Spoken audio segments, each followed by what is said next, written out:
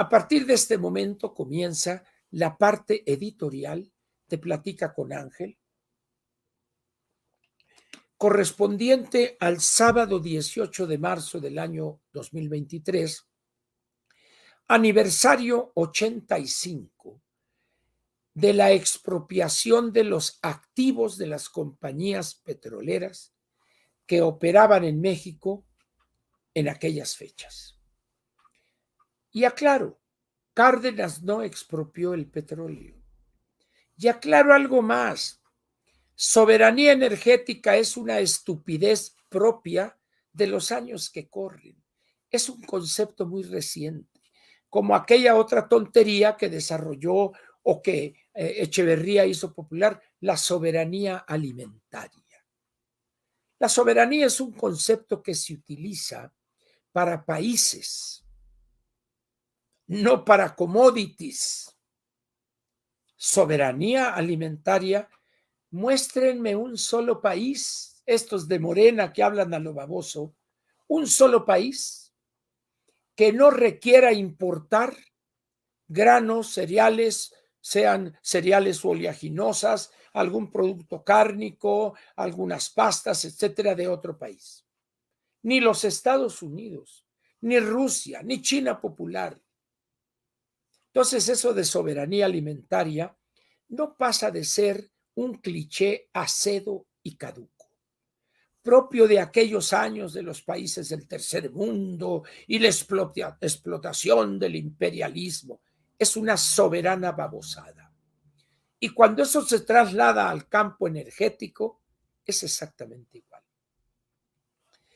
Hay países, por ejemplo, Suiza, que no tiene un solo pozo petrolero, no extrae 1 mililitro de petróleo, pero no le preocupa no tenerlo. ¿Por qué? Porque Suiza tiene recursos que obtiene de la exportación de lo que sí hace bien y que además lo hace con un alto nivel de competitividad.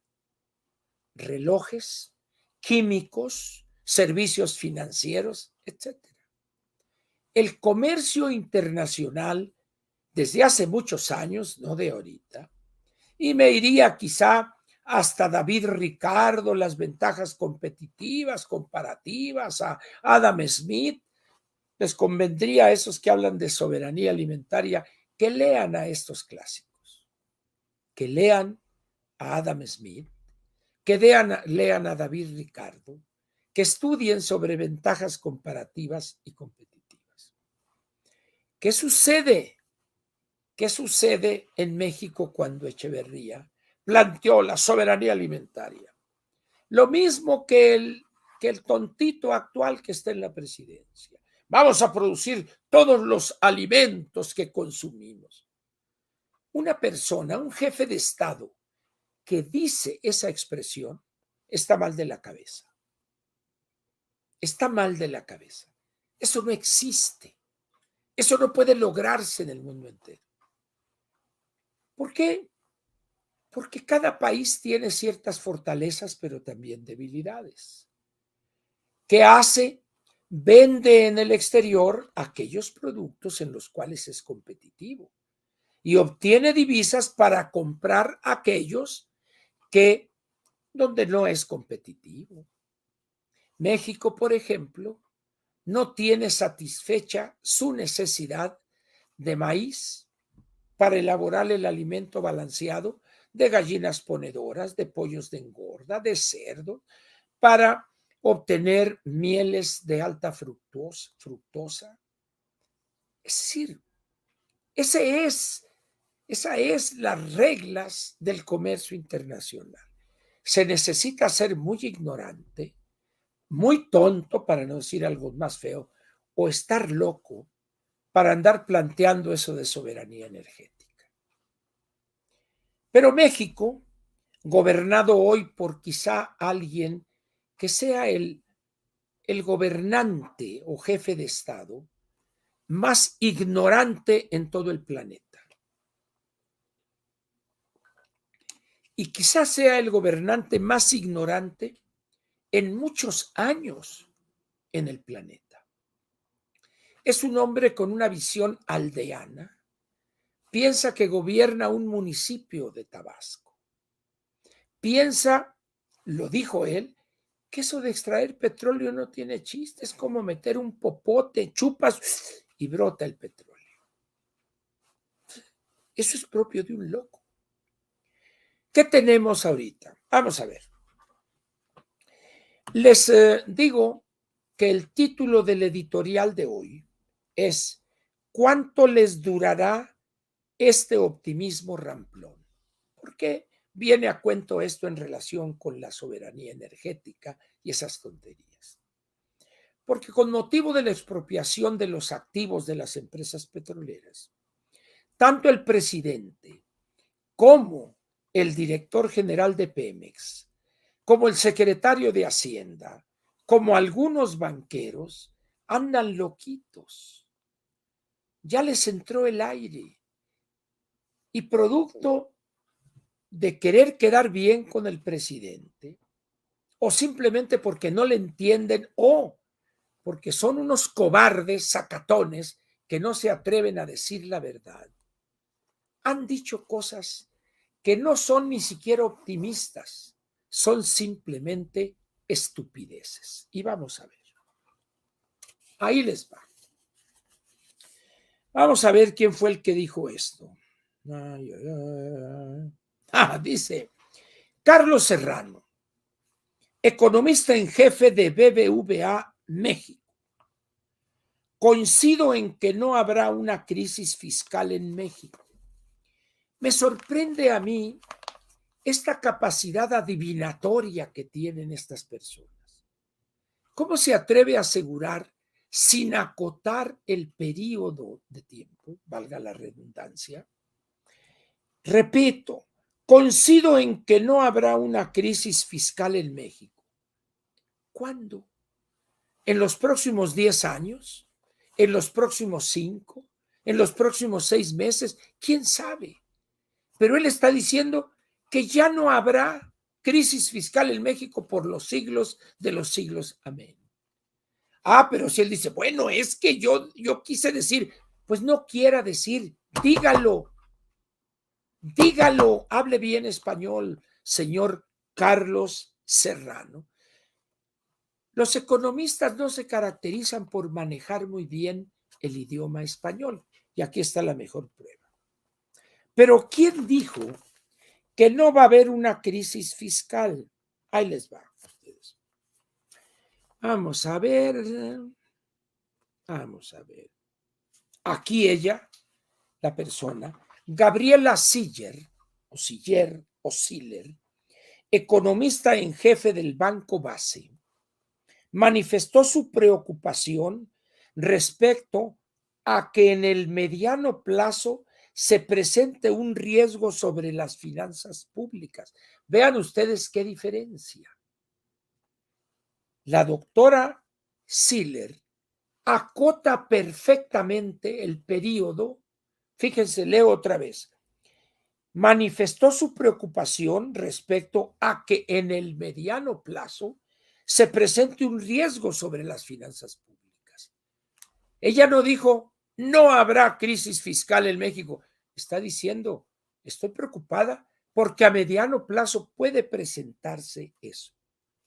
Entonces, luego dice, ya que no espera que sea este mismo gobierno el que le enfrente, otra vez precisa todavía más y afirma con estas palabras, no será en este gobierno. Pero está preocupada porque podría ser en el siguiente, cosa que el flamante economista en jefe de BBVA no dice, simplemente señala, no habrá una crisis fiscal en México. Pero luego dice algo más. Sin embargo, hay una preocupación estructural en cuanto al rezago en el gasto en sectores como salud, educación e infraestructura. A ver, señor Carlos Serrano, primero dice que no va a haber crisis fiscal, pero luego, en sus palabras después, está aceptando que ya hay una crisis en materia de gasto en México. Bueno, así escribe los documentos del área de investigación de BBVA en México, licenciado Serrano. Bueno, pero luego, vamos a ver. Dice el señor Roy Campos en una conferencia que dio, dice, proyectó, o sea, él aseveró para el futuro, que la elección del próximo año no va a ser de personas, sino de proyectos. Debo decirle al señor Roy Campos, el mero mero de Consulta Mitofsky, que las elecciones para puestos de elección popular son de personas. Se elige a una persona. Se elige a alguien para ser diputado, ser senador, ser presidente municipal, ser gobernador o ser presidente de la República. Es una persona, Roy. Aprende a hablar, no te juntes con los economistas, esos no saben buen español. Repito lo que dice Roy Campos. La elección electoral, bueno, diría yo mejor para que no suene tan cacofónico, el proceso electoral del próximo año no va a ser de personas, sino de proyectos. Esto es una burrada, esto, con todo respeto, Roy. Las elecciones son para elegir personas. Ahora bien, que lo que quisiste decir, bueno, traeremos a mi querido paisano Rubén Aguilar para que traduzca lo que quisiste decir, pero no dijiste. Muy bien. Luego dijo Roy algo más. Refirió que la actual jefa de gobierno de la Ciudad de México, Claudia Sheinbaum, es la corcholata más competitiva por ser más afín al movimiento de Morena. Otra gran equivocación de Roy. La anticientífica Sheinbaum no es la más competitiva por ser la más afín, Roy. Dilo con todas sus letras. No le saques, porque es la más abyecta, la más servil, la más arrastrada ante López Obrador. Por eso podría ser la candidata de Morena, pero no porque sea afín. Quien conozca los antecedentes de Claudia Sheinbaum Pardo y la educación política que recibió en su familia, es la menos afín a López Obrador y a Morena.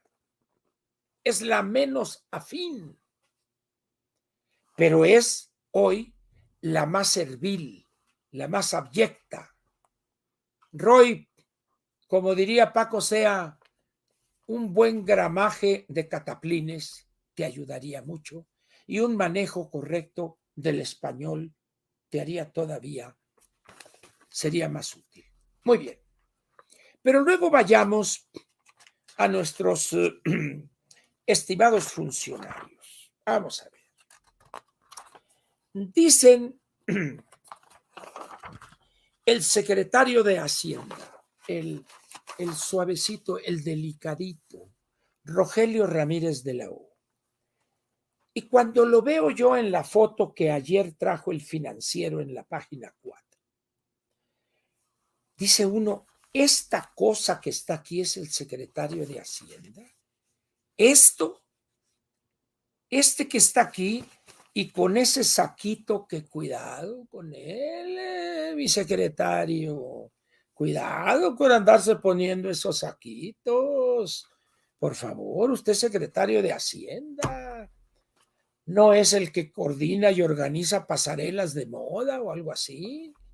Usted es el secretario de Hacienda. Pero dijo algo más. México está en otra órbita. Somos muy experimentados en manejar los coletazos de crisis grande. Otra mentira flagrante. Desde aquella gran crisis que se presenta al fin del gobierno de Echeverría, en 1976, se han repetido varias crisis, algunas veces de finanzas públicas, otra de balanza de pagos, etcétera. Pero es una soberana mentira que somos muy experimentados. Seremos experimentados porque las experimentamos, porque las sufrimos, pero nada hemos aprendido. Es más, somos reacios al aprendizaje, sobre todo de los errores que hemos cometido en el pasado. Pero luego dice el pues exquisito o suavecito con esta foto aquí. Estamos observando un interés cada vez mayor en la creación de bancos digitales. Y el mundo está caminando hacia la banca digital, pero eso no es nuevo, esto tiene varios años ya. Es decir, obviedades como esta está para decirlas el secretario de Hacienda. Y luego dice él, descarta Ramírez de la O riesgo financiero sistémico en México. ¿Qué querría él decir por lo de riesgo sistémico? Una de las fallas que tienen los funcionarios y específicamente los economistas es que piensan que todos aquellos que los escuchan o simplemente los oyen o que leen sus declaraciones saben economía y no es así. ¿Por qué no aclara esto cuando está hablando, señor secretario? ¿De a qué se refiere usted de riesgo sistémico? Muy bien. Pero luego el señor secretario presenta un panorama que no corresponde al México de hoy. Y dice cosas como esta. México está en otra órbita. Ah, China. ¿Seremos parte de otro sistema solar? ¿Estaremos girando en torno al Sol en otra órbita? ¿Cuál? ¿O será la órbita de Mercurio? ¿O de Venus? ¿O de Júpiter? ¿Qué forma de hablar de un secretario de Hacienda? México está en otra órbita. Y dice, los coletazos de las crisis aquellas, lo hicimos exitosamente a finales de los 80 en la crisis de Asia. ¿Qué? ¿Qué hicimos? ¿Qué? Dice uno, no es posible que mienta de manera tan descarada, tan burda. Pero luego llegamos a lo que me parece más importante.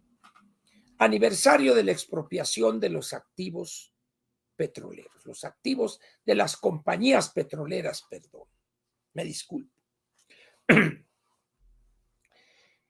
El discurso del presidente de la República es una lista de repetición de viejos lugares comunes, pero dijo algo o ha estado manejando ayer incluso, donde hace fe de patriotismo ramplón. No somos lacayos, no somos colonia. ¿Y quién le está diciendo? ¿Quién quiere someternos? ¿Quién? Los Estados Unidos. Bastantes problemas tienen para echarse en el seno este nido de alacranes que somos 130 millones de mexicanos. ¿Quién?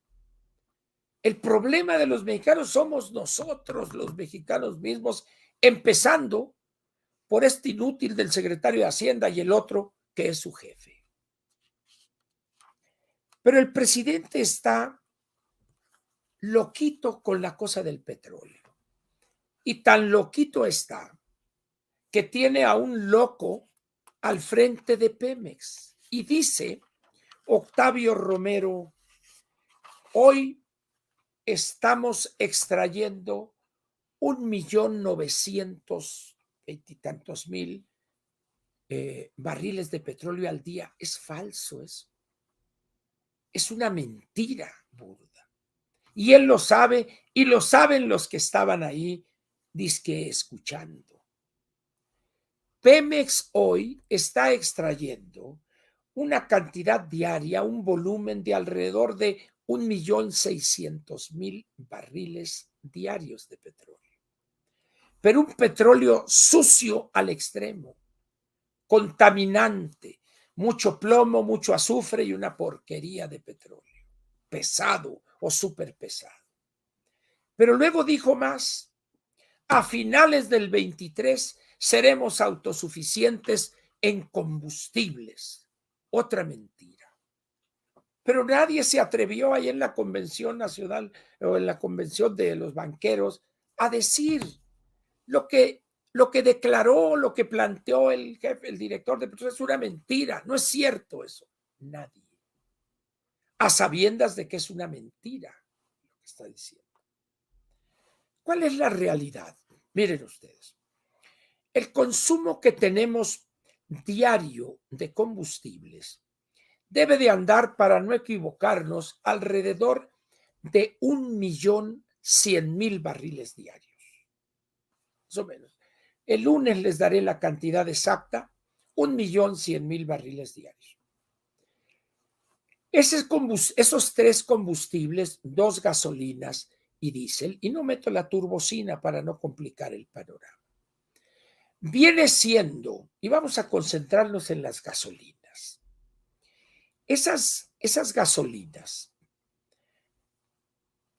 requieren, para producir 100 barriles diarios de gasolina, requiere 3 veces de refinar petróleo, porque el porcentaje que se puede extraer de gasolinas hoy de cada barril es alrededor del 33-34%. Porque el otro 33-34% es combustóleo, un poco menos es diésel y luego chapopote, asfalto, etcétera, etcétera. Quiere decir que si nosotros tenemos un consumo diario de 1.100.000 barriles, necesitaríamos refinar aproximadamente 2.700.000, 2.800.000 barriles diarios. Refinar no tenemos capacidad, ni la tendremos en mucho tiempo. ¿Cómo se atreve entonces el director general de Pemex a hacer esa afirmación? ¿Por qué? Porque la práctica común de este gobierno es mentir descaradamente. Esa es la realidad. Miente a sabiendas de que mañana o pasado estarán los números del mismo Petróleos Mexicanos y de la Comisión Nacional de Hidrocarburos. Y ahí van a estar los números. Pero en fin. Pero luego estamos ante una situación que vale la pena también señalar. Los altos precios del petróleo han empezado a caer producto de la incertidumbre, las dudas sobre China, los efectos de estas quiebras bancarias, etcétera, que ya la situación de alarma ya se dio. Credit Suisse, este banco suizo que entró en problemas, ya fue adquirido, están en las formalidades jurídico-legales para que UBS, la Unión de Bancos Suizos, ya tome posesión de ese banco. En el caso del Silicon Valley Bank en California, ya la Reserva Federal, la FDIC, la Federal Deposit Insurance Corporation, ya aclararon las cosas, de tal manera que esto en 1 o 2 meses será un recuerdo vago nada más. Pero aquellos precios del petróleo que hace 6, 8 meses andaban quizá en los 80, no tengo a la mano aquí las cifras, pero el lunes se las puedo dar sin problema. Resulta que la mezcla de la mezcla mexicana de exportación de petróleo, un barril, este viernes cerró en $57.12. El West Texas 66 hoy y ayer estaba en 69.56. Pero hoy en los mercados que sí trabajan, que sí abren, $66, $3 menos. En esas condiciones, pues, esto significa que va a entrar menos dinero a Pemex y por ende al gobierno federal. Pero eso quiere decir que va a tener menos dólares para pagar el servicio de la deuda. Ya Hacienda va a entregarle, creo que $10,000 millones para que pague los intereses de la deuda. Pero aquí le digo lo siguiente, las renegociaciones que ha hecho o los préstamos nuevos para pagar préstamos viejos rondan las vecindades del 8, del 9%. Eso quiere decir que necesitaría más dólares. Tendría que la Secretaría de Hacienda comprar dólares en el mercado. Que están baratos, sí, pero serían más.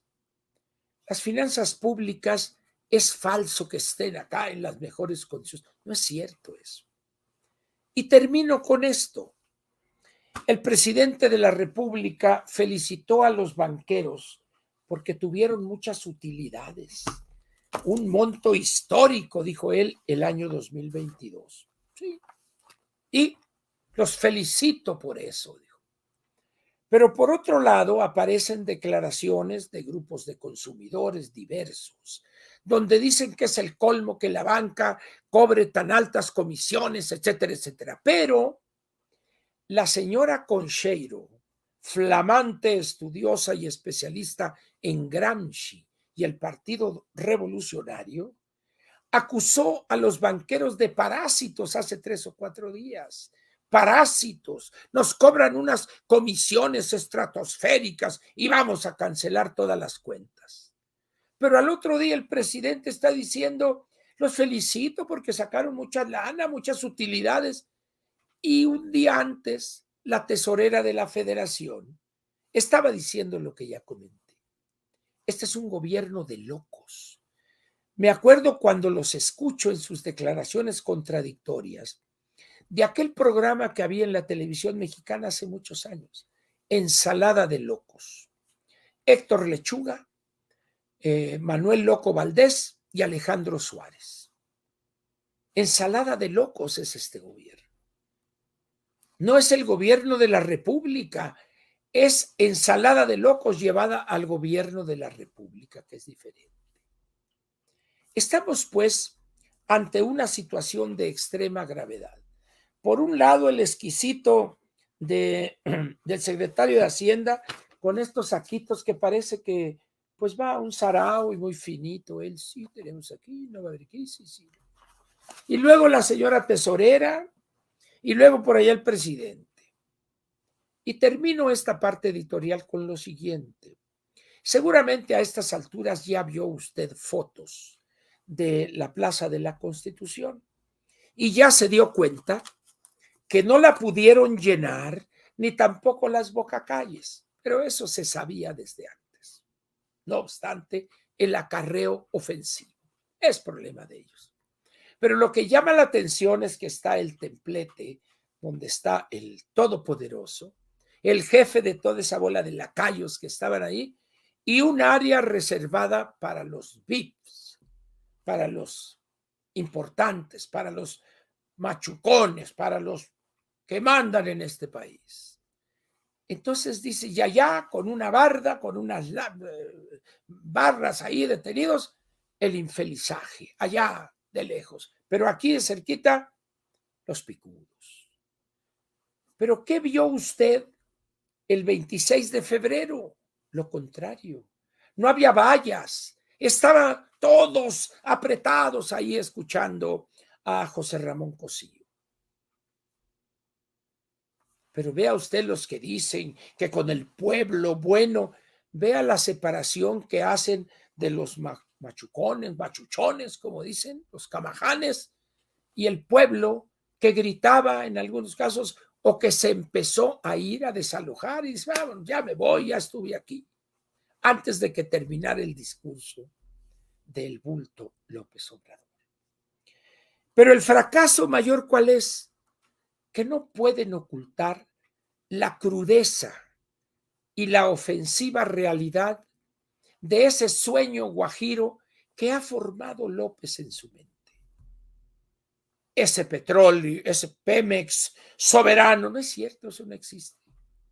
Pero además, dijo él, es que el PAN criticó a Cárdenas por la expropiación petrolera, dice, no, de la expropiación de los activos. Y yo le digo al bulto, si yo hubiera vivido en ese entonces, también la habría criticado. porque el problema no era ese, no se resolvía así. Lo que pasa que Cárdenas, con las influencias de Narciso Bassols, de Mújica, etcétera, y la cosa izquierdistona que había en aquellos años, órale, pero no expropió el petróleo, porque ese ya era nuestro y sigue siendo nuestro. Expropió los activos y se los pagó. Se los pagó. Posteriormente, Cárdenas reconoció que la iniciativa privada, el sector privado, podría estar colaborando en la industria petrolera con Pemex. Es decir, el presidente actual, el bulto López Obrador, miente. Y no tarda mucho alguien en encontrar esto y exhibirlo en su propensión a la mentira. Pero va a ver usted en los próximos días cómo van a salir los datos reales de cuánto extrae diariamente Pemex, cuánto refina, qué porcentaje es gasolina, qué porcentaje es diésel, etcétera, etcétera. ¿Se va a acordar alguien de lo que dijo Romero Oropesa ayer? No. ¿Se va a acordar alguien de lo que dijo López Obrador? Tampoco. Son actos estos que no tienen sentido ya en un mundo como este en el que vivimos. Pero como él está actuando como cacique pueblerino, él piensa que convoca a la gente a la plaza en Nacajuca o Tepetitán o Macuspana. Ese es el espacio donde se mueve López Obrador. Y prepárese porque en este agravamiento de la relación con Estados Unidos, el presidente va a seguir cometiendo torpezas que van a enturbiar aún más la relación con el gobierno de Estados Unidos. Eso sí es un gran peligro para México. Muy bien, aquí termina la parte editorial y 2 piloncitos nada más, por favor. Aquí termina la parte editorial de Platica con Ángel, correspondiente al sábado 18 de marzo del año 2023.